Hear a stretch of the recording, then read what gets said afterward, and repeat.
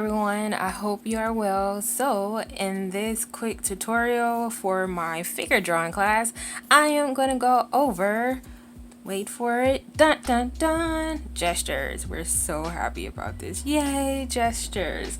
Alright, you guys, so there's other things that I do want to talk about when it comes to gestures, and I'm going to try and make this video fairly quick if I can.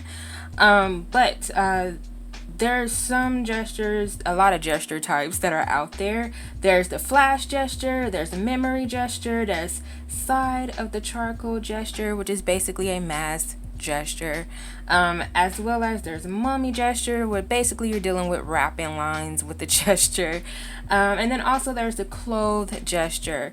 So what we're going to be dealing with mainly is the flash gesture, and that's the gestures that runs.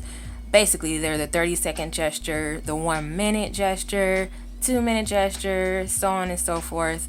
But that's what we're going to be dealing with. I may or may not do memory. I'm not sure. That is a very fun project to do. I may do it. I'm not sure, you guys. But in this video, I really just want to talk about what are gestures. We know what they are. You guys are seniors, but basically gestures are getting the essence of the figure. You're getting the essence of the pose, you're getting the essence of the action, and you have a short amount of time to do it. So that's what gestures are. And there's some things that I want to talk about, and I'm mainly going to talk about my process of gestures. I personally feel that I get a little too stiff, so I'm going to try my best to be very loose when I do some of these gestures. But gestures are basically a form. They're there for us to build up on. Normally once we go from gestures to kind of linear structure construction, that's when the figure starts to stiffen up just a bit, because you're trying to get it to look exactly or close to what you're actually seeing. So real quick, some things that I do want to talk about. I want to talk about dominant line. I also want to talk about rhythm lines, and also the 3 body masses. So in this class, I mainly want you guys to work with the 3 body masses, because I personally feel like that if you understand what that unit, which is basically the head, the rib cage, and also the pelvis that's connected to that spine, if you understand what that unit is doing, the limbs are easy after that. You have no problems after that when it comes to the limbs. So I do want to discuss a little bit about that, but you want to make sure that you get expressive styles if you can out of your gestures. And because you guys are seniors in college, you probably already gotten there. You probably have a style, and you don't need me to tell you about a style. But what I'm going to do is talk about mine. The one thing that I wanted to talk to you guys about is getting a dominant line. So I tend to sometimes struggle with this as well, and I want to make sure I'm staying within the frame. But what I try to do is just think about, okay, what is the weight bearing line? Like how much weight is on one leg?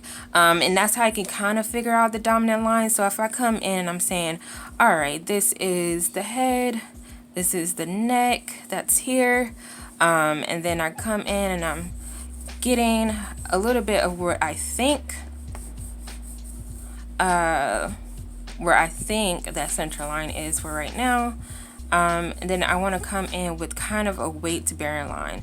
So it could be a line that connects and comes down like that, but you want to think of what is the weight bearing line. Then you could come in and you can get your 3 body masses in. So I also want to think of what the shoulders are doing. The tilt of the shoulders. You want to think of what's happening as far as get the other leg in.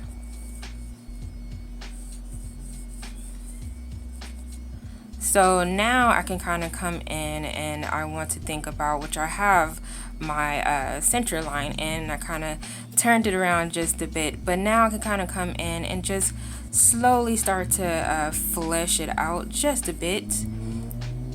I know that I'm getting in some of that negative shape in, as well as I need to get another line in for the arm and the hand. I'm using a little bit of a 1-2 line that starts to happen. And then I can kind of flush in.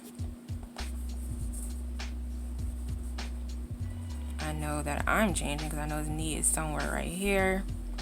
I can use a cylinder here,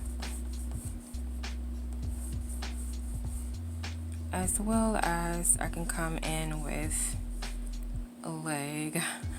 We need that leg.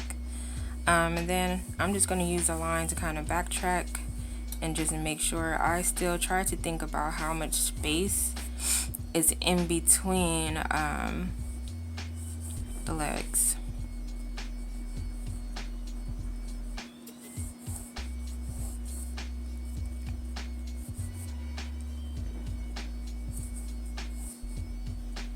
When you're doing that, as well as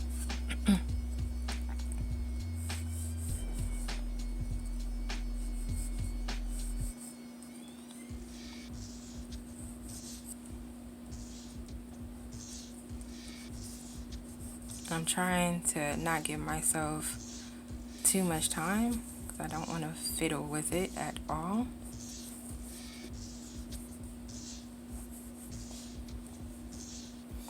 So that gives us a quick idea of gestures. The one thing, although I came in because I'm just trying to move in fairly quickly with it, the one thing that you definitely want to think about is the type of lines you use. So you want to think about using fluid lines because we want to think of rhythms. And when you think of rhythms, you want to really think about just this kind of like very fluid, flowy lines that don't necessarily connect. They connect very asymmetrically. So having these kind of like very fluid directional lines sometimes definitely help with rhythms, and that's what we kind of need when we're dealing with gestures. We also you also can deal with the 1-2 line when you're thinking about gestures, where it's like 1 2 1 2. Let's say that's, I don't know, a hand. You could also work in that, a hand, a arm. You could also work in that way if you want to. So those are kind of ways that you can think about. So if we think about our 3 body masses, just getting that whole unit in, that's what's important in my opinion. It's just getting the whole unit in as one, because we have to think about it in that way. And if we can think about these 3 units, that would definitely help us: the head, the rib cage, and also the pelvis.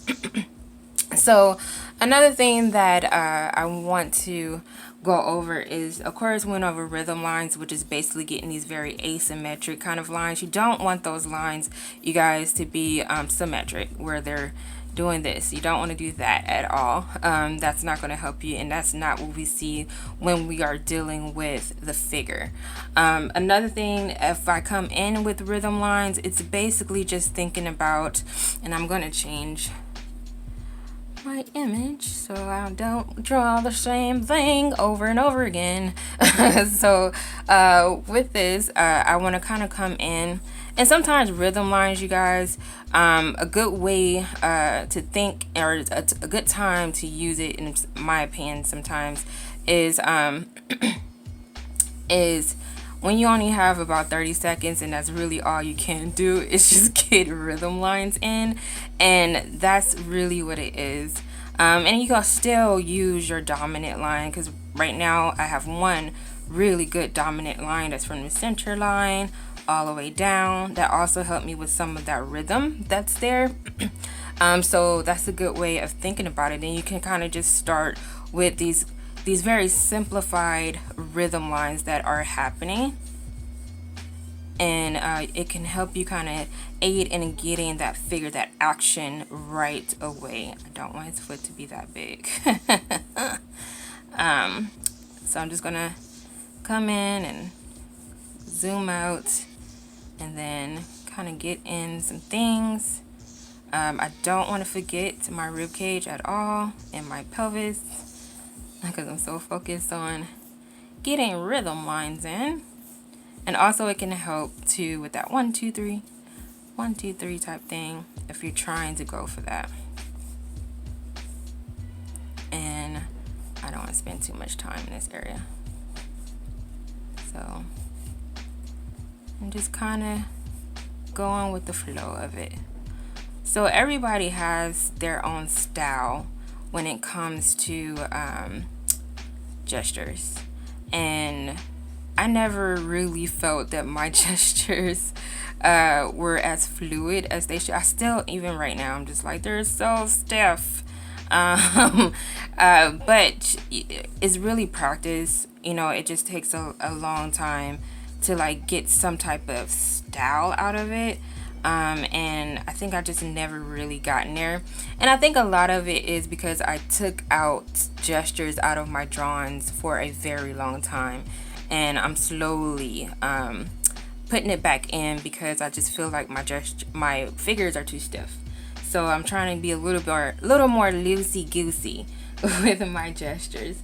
So another thing you want to think about is just kind of shape. You can always do kind of like a block in type thing. That definitely helps too if you want that to be something similar to your style. And when we're blocking in, I'm just going to go ahead and change my lovely figure. So I'm gonna, when you think about blocking in, you're just thinking about, I have to change my brain. Just trying to find out where things are at. You're using more straighter lines. And I'm thinking about also my negative space as well.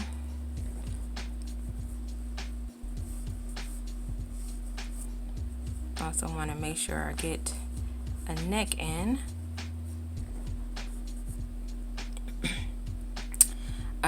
And then I can kind of come in with this kind of blocked out shape.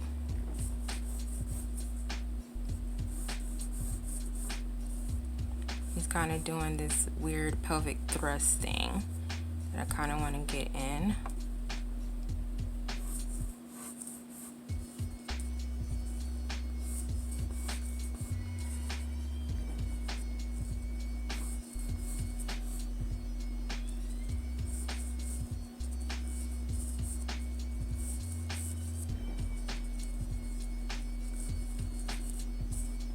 And sometimes with this, you're just using kind of like that 1-2 line work when you're doing it.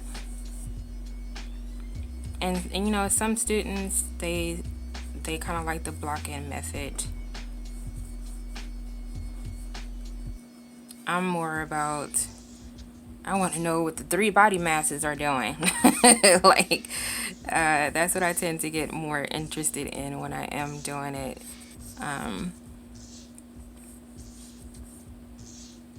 That's just me.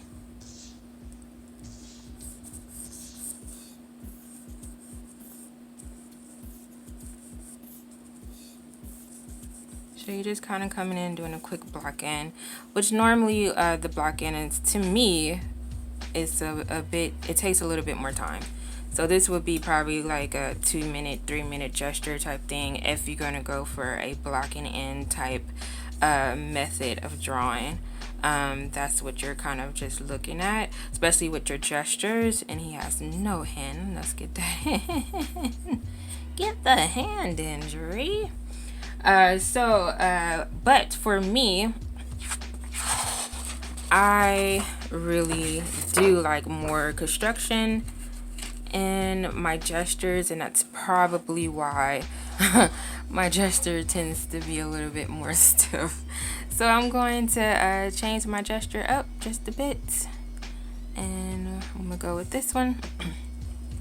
So I want to make sure I'm in the frame and not going out. So normally how I gesture is I just want to make sure that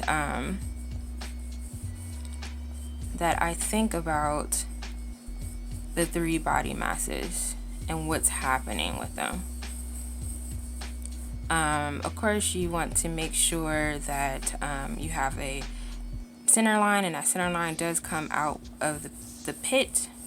You can see this kind of curved shape, so that means this pelvis is going in that direction, his shoulders is going in this direction type thing.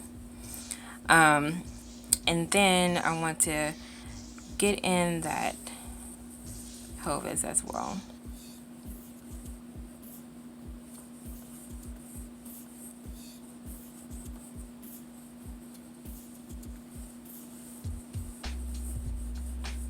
So I'm getting in the pelvis. I want to do my best to get in his arm just a bit. I want to make sure I'm staying in a very, I don't want to get too, I have an issue of just getting too methodical too fast, and I start to think about it too much, and that's not what gestures are for. They're not meant for that. So I want to think about some spacing. I want to think about what the leg is doing in general. Because to me, like, once I get this in, the legs are pretty easy. It's just kind of figuring out where the knee is.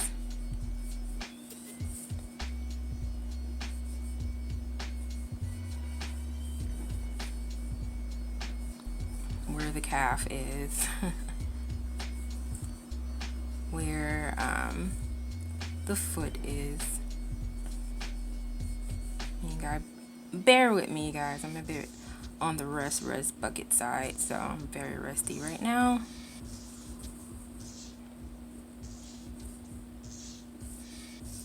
I'm still trying to just think of my negative space in between the legs. I'm just gonna draw a diagonal.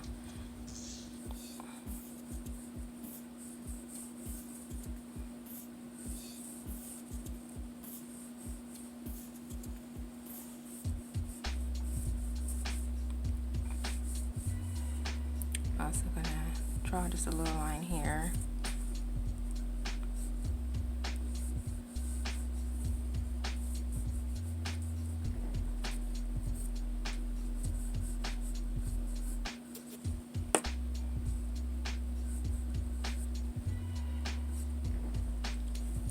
And then I can come in with some side work if I can.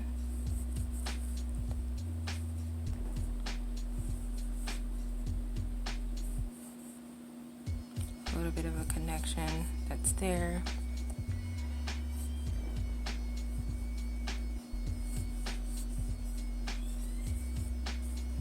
And then a little bit of a negative space. What's happening is here.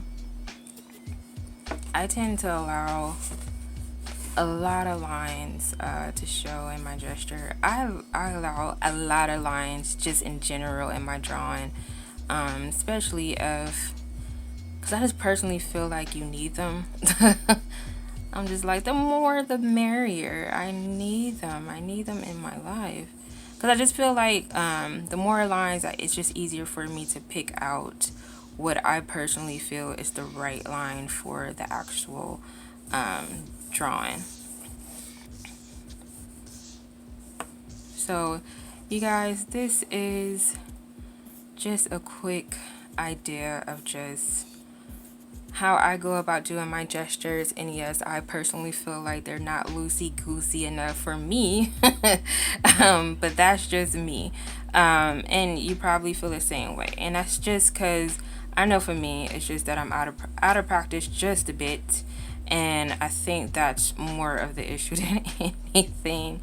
But you get an understanding of what gestures are and how you can make them work for you. Like I said, you guys probably already have a style already, and you probably are like, no, I have a style that I want to stick to, and I am a-okay with that. But today, you guys, we are going to be doing, dun dun dun, wait for it, gestures. Yes, gestures today.